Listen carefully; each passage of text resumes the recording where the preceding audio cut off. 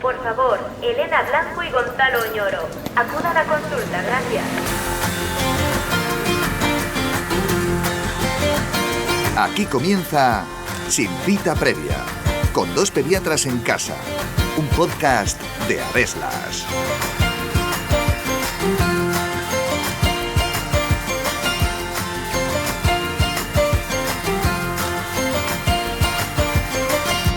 Las infecciones respiratorias son las enfermedades más frecuentes durante la infancia, que si catarros, bronquiolitis, faringitis, laringitis y un largo etcétera que a buen seguro os visitará mientras vuestros hijos son pequeños. Y dentro de todo lo que debéis vigilar, la dificultad respiratoria es lo más importante, ya que esta marcará la gravedad de lo que le pasa al niño. Porque, ¿cómo podemos saber si un niño respira más rápido de lo habitual? ¿Qué ruidos tengo que aprender para identificar la dificultad respiratoria?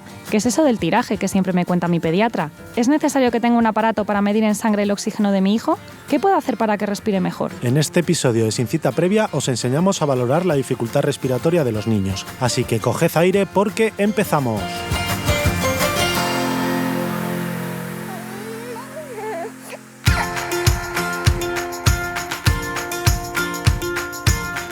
Bienvenidos a este nuevo episodio de Sin Cita Previa en el que vamos a hablar de este apasionante mundo de la dificultad respiratoria y de todas las enfermedades respiratorias tan habituales en los niños que producen este proceso de dificultad respiratoria. No me presentas, Elena, ya yo creo que nos conocen tanto que no hace falta ni que me des pie. ¿Qué tal estás? Pues yo bien, ¿y tú? Bueno, muy bien. Yo creo que hemos elegido este tema porque como estamos en época invernal y muchos niños están con los mocos, que si las toses y todo ese tipo de cosas, pues bueno, aprender a identificar la dificultad respiratoria, que es en el fondo lo que va a marcar la gravedad de este tipo de infecciones, es muy importante, ¿no? Ya sabemos que todas las enfermedades respiratorias en su conjunto, catarros, bronquitis, neumonías, etcétera, es la patología respiratoria por excelencia en las consultas de pediatría, sobre todo en la época en la que nos encontramos, sí, en invierno. Es de cada 10 niños, 9 vienen por mocos, a ver si el niño tiene algo en el pecho. Claro, y por suerte podemos decir que como la mayoría de estos procesos van a estar causados por virus, pues van a ser patologías, enfermedades leves que van a curar solas con el paso de los días y normalmente con pocos días. Efectivamente. Y en el fondo lo único que tienen que vigilar lo único,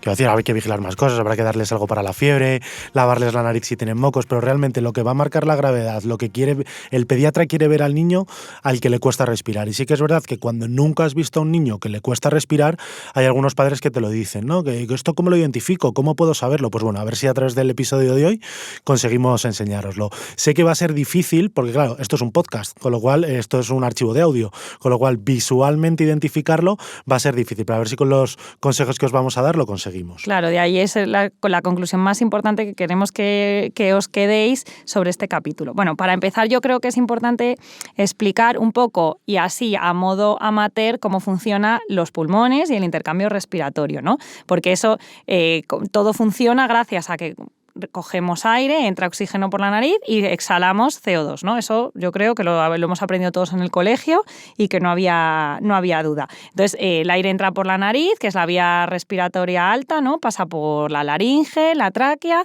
y ya llega a los pulmones, ¿no? Donde estos se van ramificando y aparecen cada vez una vía aérea más pequeña, que es donde finalmente los alvéolos, que es como la parte final que se encuentra más cerca de la sangre que recubre el pulmón y que viene del corazón, que es donde se produce este intercambio de gases. Para los que lo estéis visualizando mentalmente, acordaros de La vida es así, que era ese momento en el que los glóbulos rojos, que eran los que llevaban las burbujas de aire en la mochila, llegaban a un sitio en las que las intercambiaban y cambiaban de color. Pues ahí es donde se hace el intercambio gaseoso y luego los glóbulos rojos llevan ese oxígeno a los tejidos. O sea que realmente todo lo que es la circulación y la respiración está unido. No solo es entrar y salir aire, pero bueno, la parte importante para este episodio sí que atañe a la vía respiratoria. Claro, ¿no? Entonces, por tanto, todo esto que acabamos de contar va a depender de cuántas veces respiramos, ¿no? Porque entendemos que a más veces que respiramos, por ejemplo, en un minuto, pues más intercambio de oxígeno vamos a hacer, de la fuerza con la que cojamos y exhalemos ese aire, que fundamentalmente va a depender de los músculos. El más importante en la respiración es el diafragma, que es ese músculo que se encuentra justo por debajo de los pulmones y que separa el tórax del abdomen. Y que no vemos, que eso también es muy sí. importante. Y luego de la sangre que llega a los pulmones, ¿no? Que eso va a depender de cuánta sangre bombea al corazón y entonces cuánto oxígeno llegue y cuánto oxígeno pase a la sangre es el intercambio que vamos a hacer de los gases, ¿no? Todas estas cosas, pues fundamentalmente van a ser lo que mueve la fisiología respiratoria. Claro, en el fondo, cuando necesitamos más aire, lo que vamos a hacer entonces es respirar más deprisa y mover el diafragma más rápido. Y eso va a mover más volumen minuto de aire, ¿vale? Claro. Cuando necesitamos más oxígeno. Y luego hay cosas pues, las que varían, ¿no? Sabemos que a mayor altitud hay menos oxígeno en el ambiente, entonces tendremos que hacer algo para compensar, pues o el corazón bombea más sangre, aumentamos la hemoglobina, por ejemplo. Claro, o por ejemplo usamos oxígeno adicional, ¿no? Por ejemplo, podría ser, o hacemos más esfuerzo para respirar, más fuerza, ¿no? Uh-huh. Y luego también la posición, los pulmones estirados, ¿no? En la posición en la que tienen más capacidad pulmonar, por ejemplo, sentados, pues pueden intercambiar más oxígeno que si estamos tumbados, ¿no? Porque el diafragma, esto que hemos dicho, pues se sube y los pulmones se quedan más pequeñitos. Sí, yo eso siempre se lo digo a los padres, los humanos estamos pensados para estar de pie. Y cuando nos tumbamos, los pulmones también se tumban, pasan de estar rectos a estar tumbados, con lo cual toda la mecánica respiratoria cambia y cualquier proceso que genere dificultad respiratoria empeora al estar tumbados. Y luego también hay una cosa que es muy característica de los niños, que los niños, por el hecho de ser niños y pequeñitos, tienen unos pulmones más pequeñitos, un corazón más pequeñito y además todo esto viene condicionado porque son tripones, no todos los niños son tripones, entonces tienen el diafragma más subido y entonces eso hace que ellos compensen pues respirando más veces por minuto o haciendo un poquito más de esfuerzo para respirar, solo por el hecho de ser niños. Claro, o sea que los mecanismos de compensación de los niños de la dificultad respiratoria, cómo respiran, son diferentes a los de los adultos. Y eso es una cosa que conocemos bien los pediatras, que a veces incluso los pediatras, cuando ya somos viejos como nosotros, por así decirlo, nos cuesta incluso identificar a un adulto con dificultad respiratoria, porque la dificultad respiratoria de los niños es diferente a la de los adultos. Pero bueno, como aquí estamos hablando de niños, Elena, esperemos poder contarlo bien. Bueno, y aquí en resumen acabamos de hacer súper rápido, nos hemos fulminado la fisiología respiratoria, que es, ¿no?, una de nuestras asignaturas de segundo de carrera, por lo menos que lo estudié yo, y hemos intentado resumir todas las cosas que son importantes para que ahora podáis entender bien qué es lo que ocurre cuando hay una patología respiratoria que condiciona una dificultad para respirar, ¿vale? Que son las cosas que tienen que vigilar cuando Claro. lo que os hemos dicho, cuando tienen una infección respiratoria. Ahora vamos a desgranar un poquito los signos que tenéis que vigilar en los niños para qué es lo que va a marcar si la consulta con el pediatra debe ser más temprana o puede esperar. Vale, lo que ocurre cuando hay un proceso que condiciona una dificultad respiratoria, lo más precoz es un aumento en la velocidad de respirar, ¿no? Es el primer mecanismo de compensación que ocurre en todas las personas, pero sobre todo muy llamativo en los niños. Pues sí, justo. Además yo recuerdo cuando hacíamos la residencia, no sé si te acuerdas, Elena, en urgencias teníamos un cartel bien grande que veíamos todos los residentes, que nos decía la doctora de la Torre, que decía, la dificultad respiratoria, el primer signo de dificultad respiratoria es la polipnea en los niños. O sea, lo primero que vamos a ver es que un niño aumenta las respiraciones por minuto, ¿vale? Tampoco hace falta que estéis con un cronómetro contándolas, porque a veces es difícil contarlas, pero sí que lo que vais a ver es que el niño respira más deprisa de lo que hace habitualmente. Esto lo hace para meter más volumen minuto en los pulmones a lo largo de ese minuto. En vez de respirar a lo mejor, voy a decir una cifra, 20 veces por minuto, pues lo aumenta a 40 y así está metiendo o intentando meter el doble de aire. Y además es importante que la velocidad de respiración de cada niño depende de la edad y es inversamente proporcional. O sea, a menor edad, de forma normal, necesitan más respiraciones por minuto. Por tanto, para tener polipnea o taquipnea, que también se llama este aumento de la frecuencia respiratoria, pues para que un bebé de 2 meses, por ejemplo, con una bronquiolitis, consideremos que tiene taquipnea, pues normalmente son una respiración que es por encima de 60 respiraciones por minuto, lo cual sería una enorme taquipnea en un niño, por ejemplo, de 10 años. Efectivamente. Sería una cosa impresionante. Para que os hagáis una idea, un adulto respira unas 12 veces por minuto, que ese es el dato como estándar de una persona, pues eso, a partir de los 18, 20 años. Y un recién nacido viene a respirar unas 40-45 veces por minuto. Entonces, bueno, pues eso, de esas 45 hasta esas 12 va bajando. Pues a lo mejor, por poner otra cifra, un niño de 2-3 años, pues a lo mejor respira unas 20-25 veces por minuto. Pero bueno, básicamente lo que hay que vigilar es respecto a lo que tú estás acostumbrando de ver que respira tu hijo, que de repente le ves como respirando, como si estuviera haciendo una carrera, pero sin correr. Eso es lo que te va a decir realmente que le cuesta respirar. Y un dato muy característico y que normalmente no se debe a una dificultad para respirar es que el cuerpo, cuando tiene fiebre, en esta parte inicial que ya explicamos, yo creo que lo contamos bien en el capítulo que hicimos sobre la fiebre, como el hipotálamo decía, ahora me tengo que poner a 39. Y entonces se activaban los mecanismos de producción del calor y entre ellos uno de los que encontramos es el aumento de la frecuencia respiratoria. Por tanto, la fiebre por sí sola va a aumentar la frecuencia respiratoria. Así que si hay duda de si este aumento de la frecuencia respiratoria es debido a una dificultad por una enfermedad de los pulmones o bien solo debido a la fiebre, lo que debemos hacer es tratar la fiebre y ver qué pasa cuando esta disminuye. Si la taquipnea que aparecía en el niño ha disminuido al bajar la fiebre, podemos quedarnos tranquilos que no se debe a una enfermedad respiratoria. Y además fijaros que por cada grado de temperatura que aumenta la fiebre, eso da 10 respiraciones más por minuto, ¿vale? Entonces, si estamos diciendo que un niño a lo mejor de 2-3 años respira 25 veces por minuto y de repente se sube a 39, que son casi 3 grados de temperatura por encima de lo normal, pues es que a lo mejor se nos pone con 55 respiraciones por minuto. Pero bueno, si por lo demás está bien y al bajar la fiebre esa velocidad a la que respira disminuye, pues está claro que se debía a la fiebre. Bueno, otro de los mecanismos, ya hemos dicho, ¿no?, de todos los mecanismos de compensación para aumentar el esfuerzo respiratorio, uno era aumentar la frecuencia respiratoria y el otro el aumento del esfuerzo respiratorio para el intercambio de oxígeno. Y esto es lo que conocemos como tiraje. No sé si os acordáis de hace 3 minutos que lo hemos dicho. Respiramos normalmente con el diafragma que sube y baja y eso hace que se expandan los pulmones. Pero cuando tenemos dificultad respiratoria y cuesta meter aire en los pulmones, tenemos que utilizar... sacarlo, que a veces el problema es sacarlo. Es a la salida. Pero bueno, dificultad respiratoria, lo que hace el cuerpo, tanto de los niños como de los adultos, es utilizar otros músculos que habitualmente no utilizamos para respirar, para conseguir meter o sacar el aire de forma más eficiente. ¿Y cuáles son, Elena? Pues a ver, tenemos aquí, normalmente hablamos de 3 niveles de dificultad respiratoria, ¿no? Cuando el aumento del trabajo para respirar es leve, empiezan a trabajar los músculos abdominales, ¿no? Que vemos estos niños, en los niños pequeños es muy llamativo porque empiezan con los músculos abdominales a trabajar y vemos un bamboleo abdominal, ¿no? La tripa sube y baja y lo que se marca muy bien es una línea en la zona en donde acaban las costillas y empieza el abdomen, ¿no?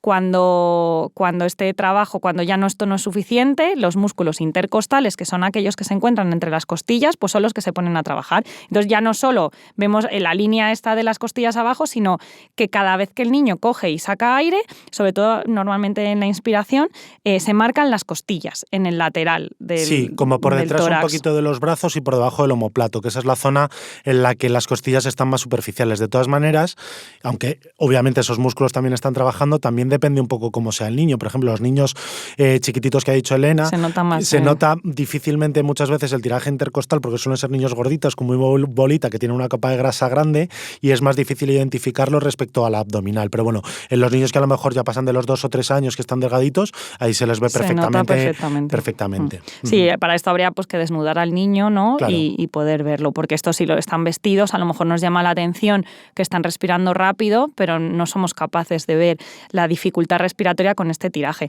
salvo, ¿no?, en el del cuello. Sí, o bueno, yo lo que voy a decir, no, lo de desvestirlos es una de las cosas cuando vas a urgencias y te están triando para ver con qué gravedad te pueden atender, si te tienen que atender antes o no, una de las primeras cosas que te dice el enfermero o la enfermera o el médico que está haciendo el triaje es, a ver, levántale la camiseta precisamente para valorar el tiraje. Claro, valoramos tiraje y aunque no contemos las respiraciones somos capaces de ver si un niño está respirando más o menos deprisa y si nos paramos un poco más, pues si lo contamos ya tenemos un dato objetivo. Y luego, te he cortado, si vas a decir el del cuello, que es el siguiente nivel. Claro, cuando ya la dificultad respiratoria ya es todavía más grave, pues ya no solo vale los músculos abdominales o intercostales, sino que también utilizamos los músculos del cuello, ¿no? Entonces, esto es muy llamativo porque se ve como en la zona justo por encima del esternón y al lado de las clavículas, como se hunde, ¿no? A la vez que el niño respira, se está hundiendo porque el niño está utilizando los músculos supraclaviculares, los que están en la zona del cuello, también para respirar. O sea, ya está el cuerpo a tope intentando compensar este problema respiratorio con la musculatura, ¿no? Entonces esto, cuando ya decimos tiene tiraje a 3 niveles, nos referimos a un tiraje ya que suele ser moderado o severo en gravedad. Con el cuello pasa un poquito lo mismo con los niños pequeños. Los niños pequeños por debajo del año de vida casi no tienen cuello cuello porque son muy gorditos, tienen ahí como la cabeza pegada al tórax. Y ahí valorar la dificultad respiratoria del tiraje supraclavicular es difícil, pero bueno, sería una cosa a tener en cuenta. Y ya por último, una de las cosas que a veces se ve cuando la dificultad respiratoria es muy llamativa es lo que llamamos aleteo nasal, que eso se ve en niños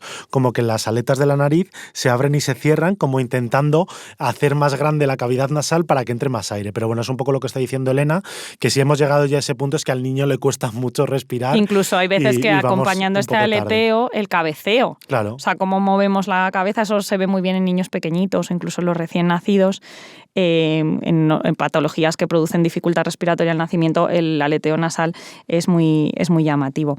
Lo que está claro es que si tenemos tiraje, también tenemos aumento de la velocidad respiratoria. Suele ir junto. Suele ir junto. Sí que yo he dicho antes que la velocidad respiratoria es lo primero que aparece, pero de forma progresiva lo otro se va añadiendo. No es que lo vayáis a ver de forma aislada. Y además, cuando hay dificultad respiratoria es una cosa también mantenida, ¿no? Que luego lo veremos porque a lo mejor puedes estar obstruido de mocos, que tengas tiraje, pero lavas los mocos y el tiraje desaparece. Y si tratamos la fiebre, pues normalmente este tiraje y esta taquipnea no va a desaparecer, porque el motivo no va a ser la fiebre, sino una patología respiratoria.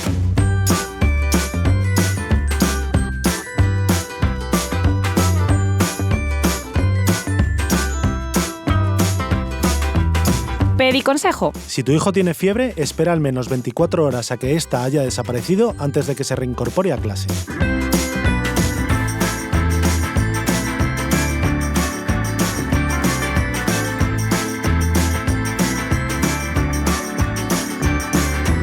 Bueno, Elena, ya hemos repasado el tiraje y la velocidad a la que respira el niño. ¿Y qué es lo otro que podemos ver que le pasa a un niño cuando le cuesta respirar? Bueno, pues normalmente, dependiendo a qué altura se produzca el problema respiratorio, es decir, si hay una laringitis o hay una bronquitis o una crisis asmática, pues el motivo por el que se produce la dificultad respiratoria es distinto. Aunque vosotros no lo sepáis, os lo vamos a contar aquí brevemente.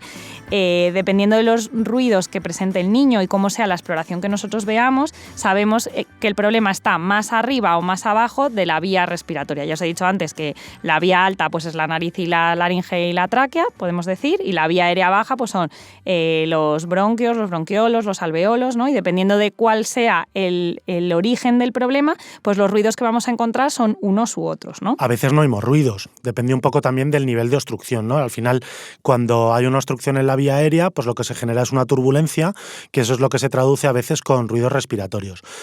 A veces el pediatra solo es capaz de identificarlo él con el fonendo, pero hay veces que es tan llamativo el ruido que lo pueden oír los padres o que lo podemos oír sin fonendo. Y es una de las cosas que os decimos que vigiléis. Claro, no, vienen a la consulta diciendo, yo creo que le oigo silbidos, ¿no? Claro. O hace un ruido muy raro cuando coge aire, ¿no? Pues todos esos van a ser ruidos que, dependiendo del problema a qué altura esté, pues producen un ruido característico u otro. Lo que está claro es que si un niño al respirar hace un ruido que habitualmente no hace, es que hay una obstrucción en la vía aérea, o sea que algo le pasa ahí. O sea que es una de las cosas que los padres también tienen que aprender a identificar. Sí, bueno, y una cosa que yo creo que es importante que contemos, que no lo hemos dicho antes, que normalmente se producen por infecciones, ¿no? Pero, por ejemplo, un atragantamiento, una obstrucción de la vía aérea puede producir una dificultad respiratoria que no se debe a una infección, ¿no? Efectivamente, o sea, en el fondo estamos hablando de dificultad respiratoria, que la mayoría de las veces estará asociada a una infección respiratoria, pero hay otro tipo de patología que también te la puede dar. Claro, como entre ellas la más frecuente pues es la obstrucción de la vía aérea, ¿no? Un atragantamiento por una pieza pequeña o sí, o por ejemplo, en un accidente de coche, si un niño tiene dificultad respiratoria, pues puede ser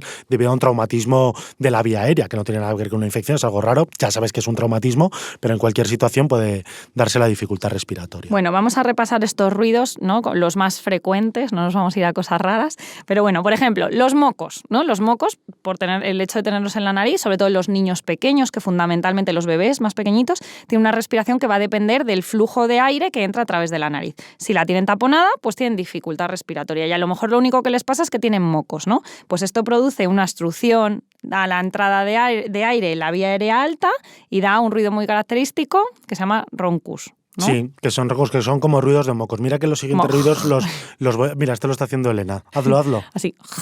Yo haré los siguientes que se me dan muy bien, ¿vale?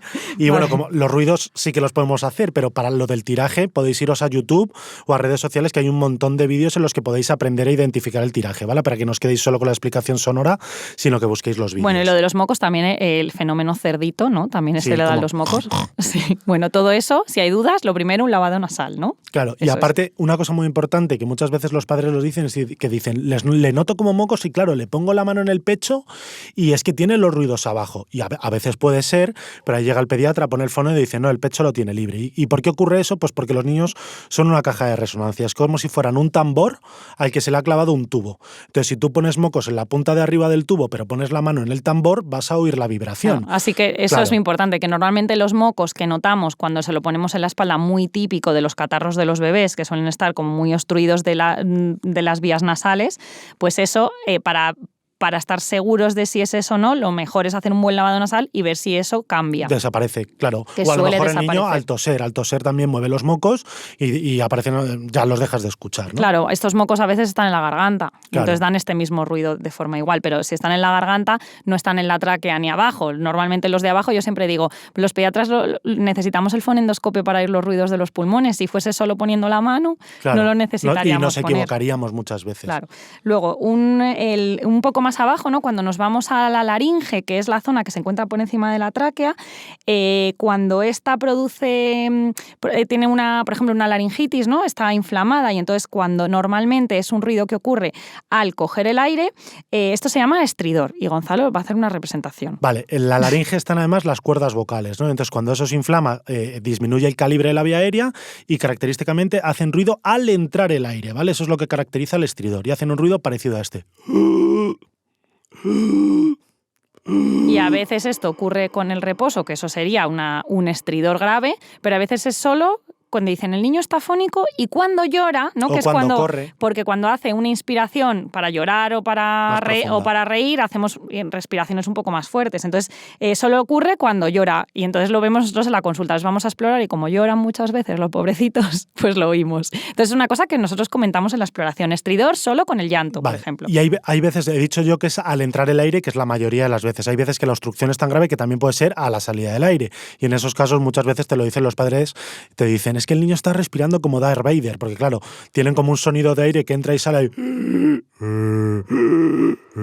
Pues eso es una de las cosas que nos haría identificar ya no solo que al niño le cuesta respirar, sino dónde está ubicada la obstrucción, ¿no? Y la En laringe. obstrucción, normalmente los cuerpos extraños que se alojan en la vía aérea normalmente dan este sonido característico. Entonces, bueno, si hombre estaba cursando con fiebre, mocos y le ocurre eso, pues y tiene signos de dificultad respiratoria, habría que ir a urgencias, pero sobre todo si tenemos una sospecha de que es que había una cosa en la mesa y ahora no la vemos y se la ha podido tragar y escuchamos este ruido, pues y se ha puesto a toser de golpe. es sin motivo para aparente. ir a urgencias rápido. Bueno, cuando la obstrucción es un poquito más abajo, en los bronquios o bronquiolos o en los alveolos, este sonido es un silbidito, ¿no? Que son las sibilancias, que normalmente se escuchan solo con el fonendoscopio, pero si la obstrucción es bastante llamativa, a veces no hace falta, ¿no? Sí, Eso lo oímos sin fonendo. De hecho, cuando hacemos las escalas de gravedad de las infecciones respiratorias, el máximo de gravedad de los ruidos de sibilancia son audibles sin fonendo.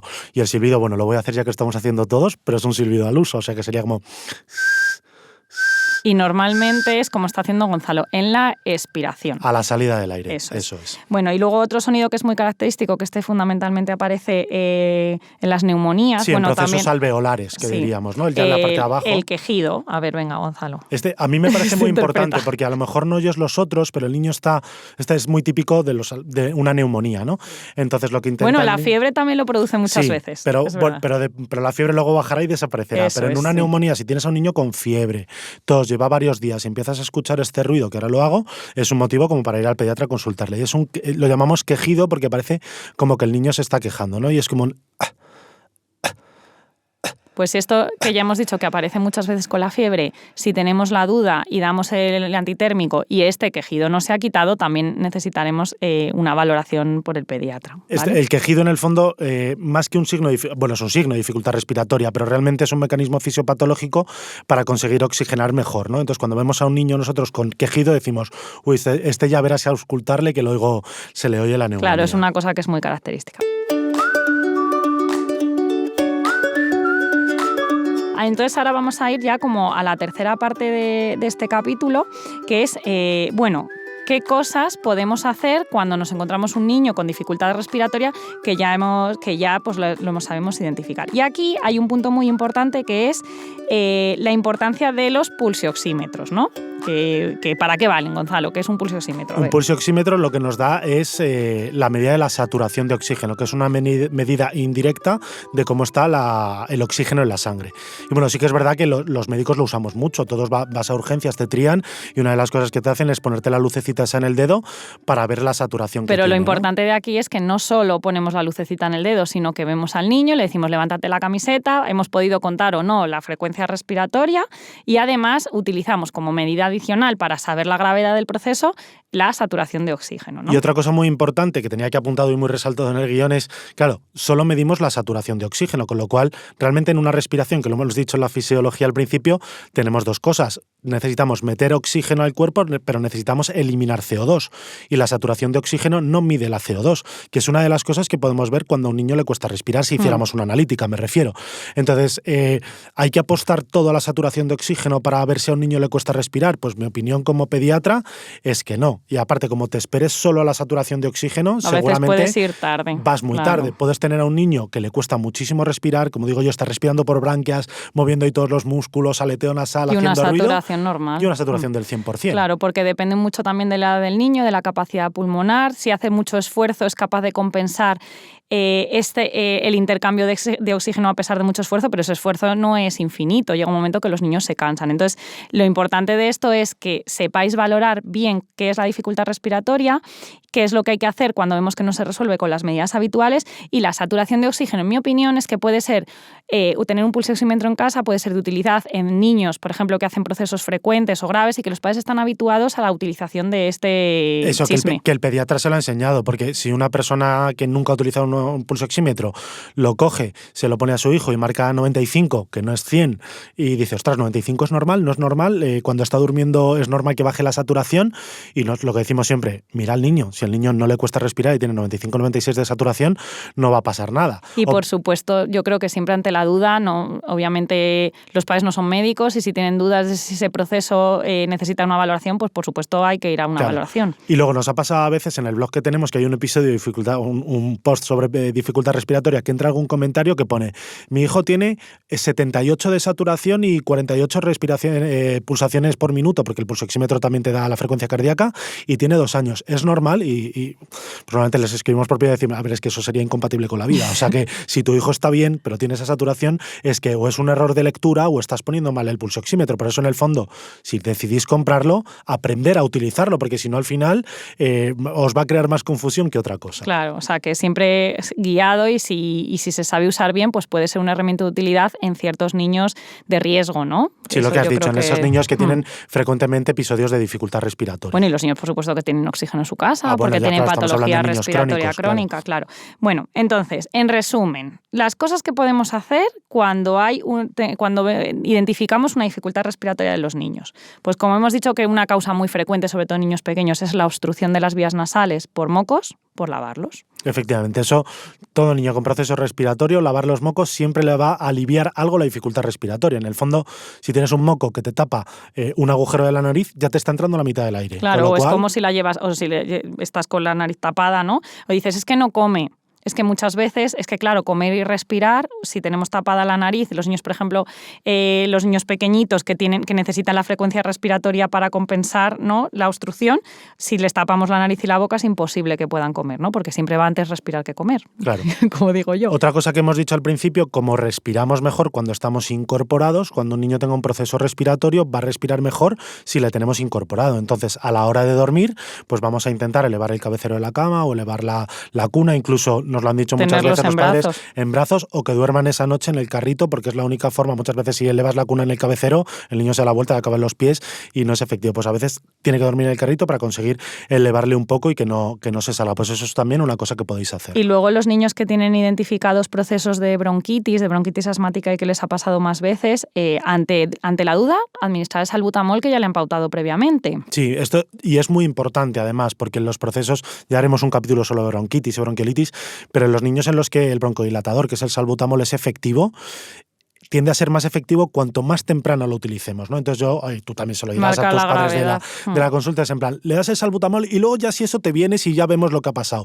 Pero no me lo traigas, como a veces pasa, de decir, no lleva desde ayer, que le oigo la tos, pero me parece que le cuesta respirar, llevo 12 horas pero no le he dado el salbutamol y te llegan a la consulta y cuesta muchas veces sacar de ese proceso respiratorio. Como la metáfora aquí es como que es mejor apagar el fuego pronto para que no se haga muy grande, que hay veces que cuando se hace muy grande, pues hay veces que esos niños no les consigues rescatar con el salbutamol y hay que irse a urgencias, ¿no? Porque si todo esto a un niño le cuesta respirar, hemos hecho este tipo de cosas y no mejora, Elena, ¿qué es lo que hay que hacer? Pues acudir a urgencias, que ya lo hemos dicho en varias ocasiones a lo largo de este capítulo. Claro, como diría Lola Flores, si me quieren irse, o sea que un niño con dificultad respiratoria, yo prefiero como pediatra que me lo traigáis a la consulta o que vaya a urgencias y que se valore, luego a lo mejor os vuelven a mandar a casa, que la bola se haya hecho más grande y sea más difícil. Y bueno, Elena, yo creo que vamos a ir cerrando el episodio de hoy, que con todo lo que hemos contado en estos minutos, nuestros oyentes tienen más que de sobra para identificar la dificultad respiratoria. Así que espero que les haya parecido todo bien. Recordad que en YouTube podéis encontrar gran cantidad de vídeos donde identificar y ver a niños con dificultad respiratoria que pueden ser muy útiles para cuando os encontréis en estos casos. Pues venga, vamos a finalizar el episodio de hoy con nuestro resumen habitual.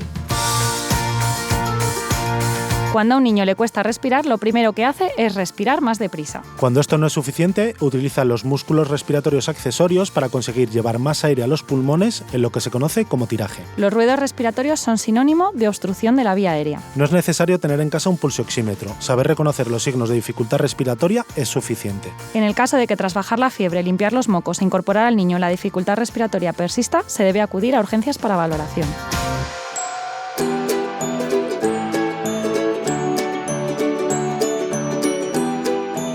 Y con esto nos despedimos hasta la semana que viene. Muchísimas gracias por escucharnos. Esperamos que os haya gustado el episodio de hoy y no os olvidéis de dejarnos un comentario y una valoración en las plataformas para podcast y en las redes sociales. Acordaos de compartir este episodio con vuestros amigos o familiares que tengan hijos pequeños y les pueda interesar. Gracias también a Deslas por seguir confiando en nosotros una semana más. Nos escuchamos en 7 días. ¡Hasta pronto!